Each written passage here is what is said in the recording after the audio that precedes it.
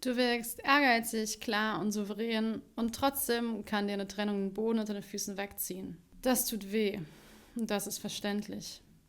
Gleichzeitig ist es kein persönliches Versagen, sondern Reaktionen auf den Verlust von Nähe. Ich bin Nina, ich bin Psychologin und möchte heute darüber sprechen, weshalb Zurückweisung und Trennung so viel mit deinem Selbstwert anstellen können und möchte auch darüber sprechen, welche Schritte du gehen kannst, um jetzt wieder mehr Stabilität zu erlangen. Vielleicht würdest du dich grundsätzlich als selbstbewusst bezeichnen, andere würden sagen, du weißt, was du willst und stehst dafür ein. Und doch kannst du bemerken, dass dein Selbstwertgefühl vielleicht ein Stück weit schwankt in Abhängigkeit von der Aufmerksamkeit oder den Aufmerksamkeiten von einem potenziellen romantischen Partner. Und oft Beziehungen ohne Commitment oder ohne klare Absprachen, eine Beziehung, aus der nichts geworden ist, die sich angebahnt hat, eine Trennung, die von dir ausgeht oder vielleicht wurdest du auch verlassen. Nichts ist komplizierter als Beziehung und nichts so schöner als die Liebe. Lass uns entwirren heute, inwiefern dein Selbstwert hier eine Rolle spielt. Zuerst möchte ich darüber sprechen, weshalb Herzschmerz so viel mit unserem Selbstwertgefühl anstellen kann. Und hier gibt es 2 Punkte, die eine Rolle spielen. Und ich möchte mit dem springenden Punkt starten. Wenn du verlassen wurdest oder wenn du jemanden verlassen hast oder wenn du jemandem nahe gekommen bist und derjenige hat sich dazu entschlossen, nicht mit dir weiterzugehen, ist das unglaublich schmerzlich. Du warst demjenigen nahe, du hast dich ihm gezeigt, er hat dich gesehen und er wollte nicht mit dir weitergehen.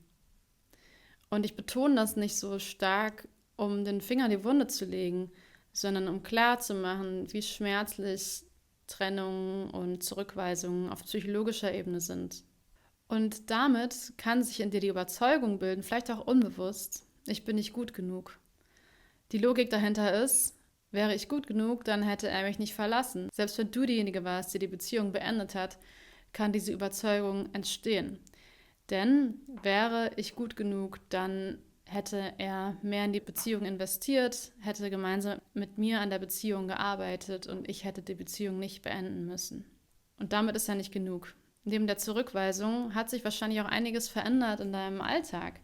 Vielleicht hast du deinen besten Freund verloren, der dir den Rücken gestärkt hat und dich, ja, dein Sparringspartner war für die kleinen und großen Herausforderungen des Alltags. In jedem Fall hat sich dein Plan für die nähere Zukunft stark verändert. Vielleicht dein kompletter Zukunftsplan. Vielleicht hast du sogar das Dach über dem Kopf verloren. Kein Wunder also, dass sich das jetzt gerade so anfühlt, als ob dir der Boden unter den Füßen weggerissen wird oder als ob du selbst dein Fundament kräftig geschüttelt hättest. Und lass uns nochmal zurückkommen zu dem Ich bin nicht gut genug Gedanke. Wenn sich diese Überzeugung erstmal in uns geformt hat, sind wir wirklich in Not. Wir sind soziale Wesen. Wir haben uns evolutionstechnisch jahrtausendlang so entwickelt, dass wir überleben und uns fortpflanzen. Und dafür war wichtig, dass wir Teil von einer Gruppe waren. Alleine haben wir nicht lange überlebt. Und unsere Beziehungen, unsere Paarbeziehungen sind die ja oft tiefste und stärkste freiwillige Verbindung, die wir eingehen können. Wenn du hier verstoßen wirst oder dich abwendest, löst das neben den tatsächlichen Problemen und Herausforderungen, vor denen du jetzt stehst, auch eine tiefe Angst- und Stressreaktion aus, die wir in unserer Entstehungsgeschichte erworben haben. In der Steinzeit war Ausstoßen gleichbedeutend mit Lebensgefahr. Die Gehirne derjenigen, die besonders gut darin waren, sich anzupassen und ihr Überleben zu sichern, die haben eher überlebt, die haben eher ihre Gene und ihr Wissen weitergegeben. Das heißt, das sind die Gehirne, mit denen wir heute hier sitzen. Survival of the fittest. Und hier kommt also dein Geist ins Spiel, der gerade alles dafür tun möchte, um ein Gefühl von Sicherheit wieder zu erlangen, von Kontrolle, natürlich auch gerne vielleicht den Partner wieder zurückerlangen möchte. Und fast schon zwanghaft immer wieder zu dem Thema zurückkommt. Und das ist der andere Teil.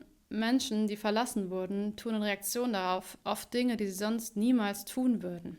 On-Off-Beziehungen, fast zwanghaftes Checken von Social-Media-Kanälen oder Rückzug und Isolation im eigenen Bett. Frag dich mal, findest du dich gerade in Verhaltensweisen wieder, die deinem Selbstbild eigentlich nicht entsprechen? Gerade Frauen, die sonst ehrgeizig, gut strukturiert und leistungsorientiert durch ihr Leben gehen, können hier in einen echten Zwiespalt geraten. Da ist vielleicht ein Teil in dir, der will sich gerade zurückziehen, der möchte alles absagen und sich einfach nur noch ins Bett legen. Gleichzeitig ist da natürlich der Anspruch, weiterhin so zu funktionieren wie bisher. Und wahrscheinlich weißt du sogar, wie der goldene Mittelweg aussehen würde, kannst es aber nicht umsetzen. Und genau das ist der andere Teil, der so schwierig ist und der unser Selbstwert ins Wanken geraten lassen kann. Vielleicht findest du dich dabei wieder, dauerhaft über deine eigenen Grenzen zu gehen, um vielleicht doch nochmal die gefährliche Droge der Aufmerksamkeit deines Verflossenen zu kosten. Vielleicht hängst du stundenlang in irgendwelchen Feeds, die dich eigentlich nicht interessieren. Vielleicht liegst du auch einfach nur im Bett. Und wenn sich diese Dinge, die du da gerade tust, nicht im Reinen damit anfühlen, wie oder wer du eigentlich sonst bist, beeinflusst das natürlich dein Selbstwertgefühl.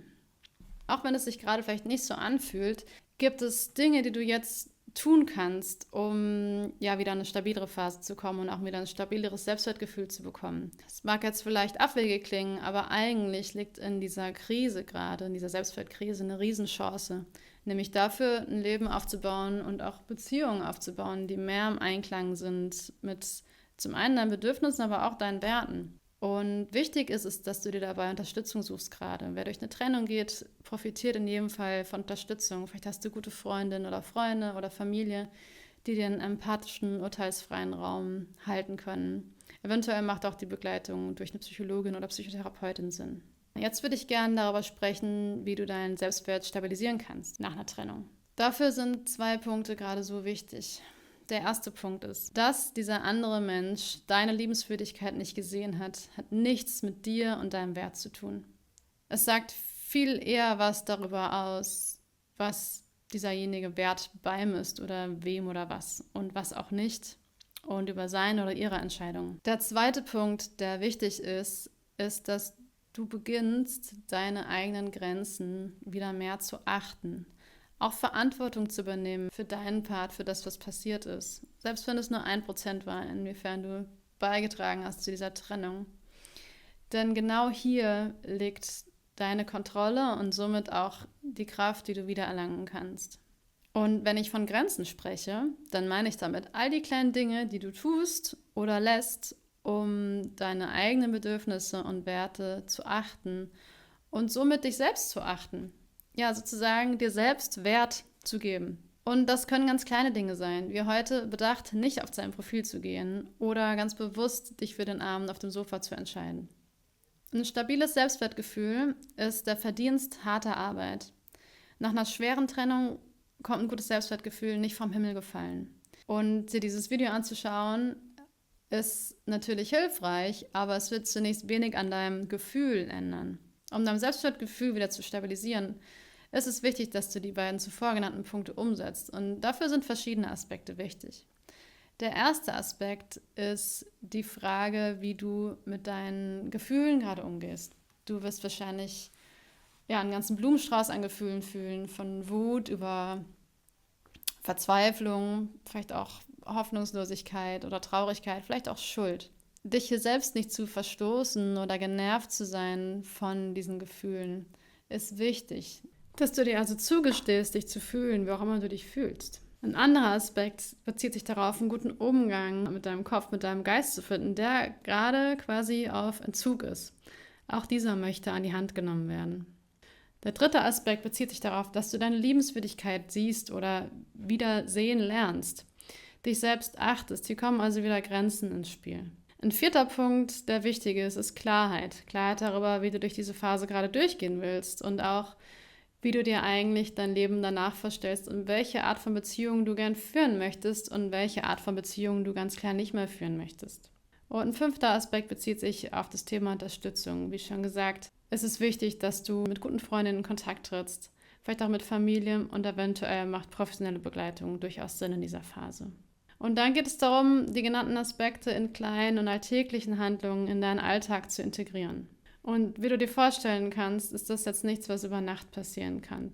Gerade wenn du eine schwierige Trennung durchmachst, können dich schwierige Gefühle wie Zweifel oder tiefe Trauer immer wieder einholen. Solltest du den Eindruck haben, dass du von professioneller Unterstützung gerade profitieren könntest, habe ich für dich eine E-Mail-Serie entworfen, die dich über 3 Wochen begleitet und dir zweimal die Woche klare, gut umsetzbare Impulse gibt, um die ersten Schritte zu gehen hin zu einem stabileren Selbstwertgefühl. Das heißt, dass unser Selbstwertgefühl nach Trennung oder Zurückweisung ins Wanken geraten kann, ist erstmal nicht verwunderlich gegeben, dass wir nicht nur Nähe und Vertrautheit verloren haben, sondern auch vielleicht eine feste Tagesstruktur und unseren Ausblick auf die kommenden Monate oder Jahre. Wenn dann noch die Überzeugung dazu kommt, ich bin nicht gut genug und du dich als sonst erfolgreiche, selbstbewusste Frau in Verhaltensweisen wiederfindest, die gar nicht zu dir passen, kann das natürlich weiterhin dein Selbstwertgefühl beeinflussen. Indem du lernst, dich selbst und deine Grenzen wieder zu achten und dir zugestehst, dich zu fühlen, wie du dich gerade fühlst, kannst du die ersten Schritte hin zu einem stabileren Selbstwertgefühl gehen. Gerne begleite ich dich dabei auch.